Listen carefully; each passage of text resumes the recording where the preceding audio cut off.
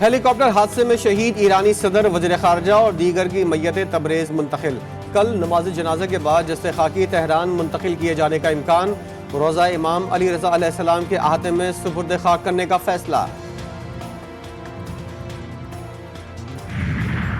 وزیراعظم کا ایرانی سفارت خانے میں صدر ابراہیم رئیسی کی شہادت پر سفیر سے تعزیت کا اظہار۔ شہباز شریف نے کہا کہ ایرانی صدر کی شہادت کی المناک خبر سے گہرا صدمہ ہوا۔ غم کی اس گھڑی میں سوگوار خاندانوں ایرانی عوام سے دلی تعزیت کا اظہار کرتے ہیں۔ اسلام آباد ہائی کورٹ میں شاعر احمد فرحت کی بازیابی کیس کی سماعت۔ جسٹس محسن اختر کیانی اعلیٰ حکام پر برہم ہو گئے۔ جسٹس کیانی نے کہا کہ یہ اغوا برائے تاوان سے بڑا جرم ہے۔ وزیر اعظم اور وزراء کو بھی بلاؤں گا، وزیر اعظم کے بعد پوری کابینہ کو بلاؤں گا، پھر ادھر بیٹھا کر فیصلہ کروں گا۔ جسٹس محسن اختر کیانی نے ایس ایس پی آپریشن سے استفسار کیا کہ آپ نے سیکٹر کمانڈر کا بیان ریکارڈ کیا؟ کل سیکٹر کمانڈر کا بیان آ جانا چاہیے۔ کیا کوئی سیکٹر کمانڈر چاند پر رہتا ہے؟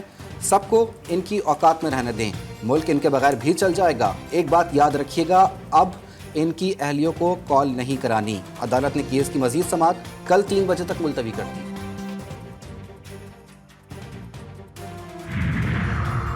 اسلام آباد کی ڈسٹرکٹ اینڈ سیشن کورٹ نے بانی P T I Shah Mahmood Qureshi, Sheikh Rashid اور فیصل جاوید کو تھانہ کوثار میں درج مقدمے میں بری کر دیا۔ علی نواز، اوان قاسم سوری اور راجہ خرم نواز کو بھی بری کیا گیا ہے۔ جوڈیشل مجسٹریٹ شہزاد خان نے بریت کی درخواست پر محفوظ فیصلہ سنا دیا ہے۔ تمام رہنماؤں کے خلاف آزادی مارچ میں دفعہ 144 کی خلاف ورزی پر مقدمہ درج کیا گیا تھا۔ اسلام آباد کے 3 حلقوں میں مبینہ دھاندلی کے خلاف اپیلوں پر اگلے ہفتے سماعت ہوگی۔ اپیلیٹ ٹریبیونل نے غیر حاضر افراد کے اشتہار جاری کرنے کی ہدایت کر دی۔ جسٹس طارق محمود جہانگیری نے فارم 45 کے بیرون ملک سے فرانزک کرانے کا عندیہ دیتے ہوئے کہا کہ اگر کوئی غلط بیانی کرے گا تو جیل جائے گا۔ NA 48 کے ریٹرننگ افسر کو حتمی وارننگ ہے، اگر آئندہ نہیں آئے گا تو وارنٹ گرفتاری جاری کریں گے۔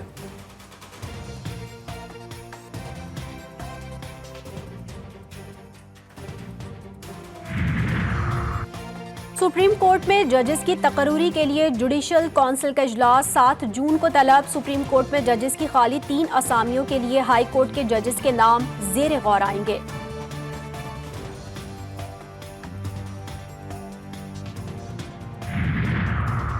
حد کے عزت بل پیش کرنے پر اپوزیشن کا پنجاب اسمبلی میں احتجاج۔ ایوان میں ہنگامہ، کالا قانون نامنظور اور کالے کرتوت نامنظور کے نعرے۔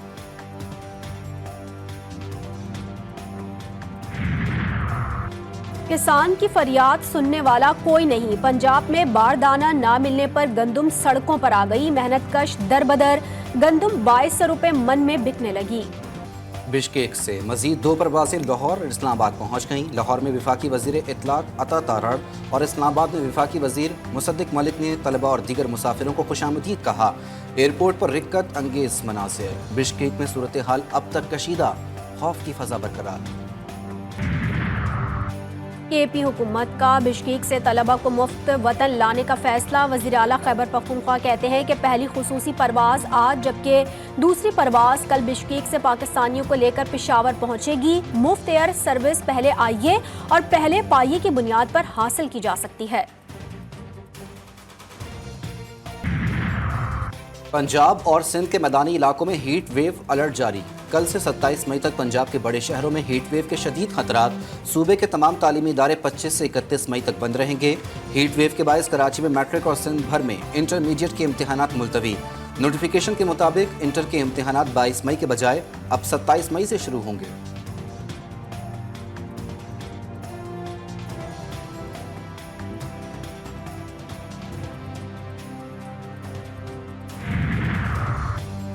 ملتان کے حلقہ NA 148 کے ضمنی الیکشن میں پیپلز پارٹی کے علی قاسم گیلانی نے میدان مار لیا۔ کامیابی پر چیئرمین پیپلز پارٹی بلاول بھٹو کی مبارکباد۔ سنی اتحاد کونسل کے امیدوار ملک تیمور الطاف دوسرے نمبر پر رہے۔ PNP کے سربراہ سردار اختر منگل کے بیٹے سمیت 6 افراد کے خلاف FIR درج۔ FIR میں اغوا برائے تاوان سمیت دیگر دفعات شامل۔